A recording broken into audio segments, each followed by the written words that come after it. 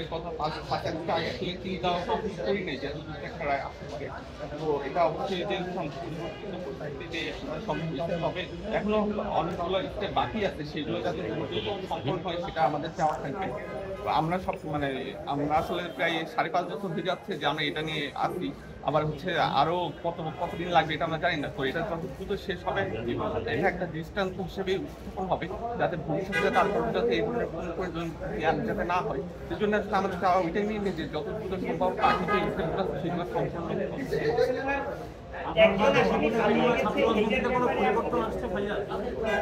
আমার আমরা আসলে এই ব্যাপারটা ছাত্র রাজনীতিতে পরিবর্তন আসছে কিনা এটা যারা রাজনীতি করে তারা আসলে বলতে পারবে।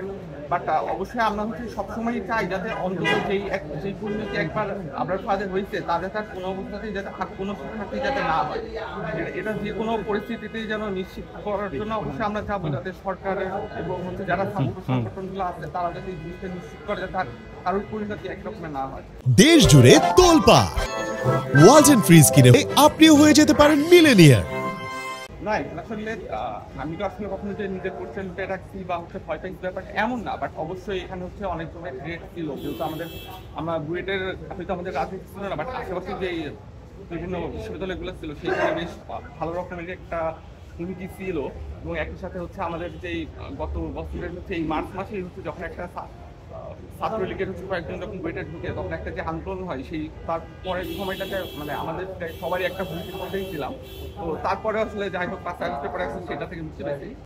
এই বিষয়টা আসলে সম্পূর্ণ আসলে আমাদের জন্য হতাশার কারণ আমরা আসলে অপেক্ষায় আছি যে কবে এদের রায় কার্যকর হবে। আর সেখানে আমরা কাইন্ড অফ তার মধ্যে হঠাৎ করে জানতে পারতেছি একজনকে পালিয়ে চলে গেছে। সে এমন একজন যে তাকে রুমে ডেকে নিয়ে গেছে এবং মারার সময় যে উপস্থিত ছিল এমন একজন সেখান থেকে পালিয়ে চলে গেছে। এটা তো আসলে আবার পালাই গেছে, ওই টাইমে অনেকে পালিয়ে গেছে, কিন্তু সেই জিনিসটা কেন লুকিয়ে রাখা হলো, ইভেন কেন ৬ মাস পরে জানানো হলো তা নিয়ে আসলে আমাদের কাছে কোনো পরিষ্কার উত্তরও আসলে এ নিয়ে কোনো সংশয় দ্বিধা রয়েছে। আপনার কোনো স্মৃতির কথা জানতে চাচ্ছি। এখন স্মৃতি তো অনেক আছে, স্মৃতি আর কি এটা হয়তো পরে বলবো। এই মুহূর্তে মানে যে শিক্ষা প্রতিষ্ঠানে এই ধরনের র্যাগিং আছে সেটা তো অবশ্যই আমরা পরিবর্তন চাই, যাতে ছাত্ররা যাতে ভালোভাবে বসবাস করতে পারে, ভবিষ্যতে যাতে আর এই ধরনের ঘটনা না ঘটে সেটা আমরা সবার কাছে আবেদন জানাই। স্বাধীনতা পুরস্কার দেবে শুনছি, কিন্তু এতে সরকার সন্তুষ্ট হয়ে দিয়েছে। সরকারের কাছে আমরা কৃতজ্ঞতা জানাচ্ছি।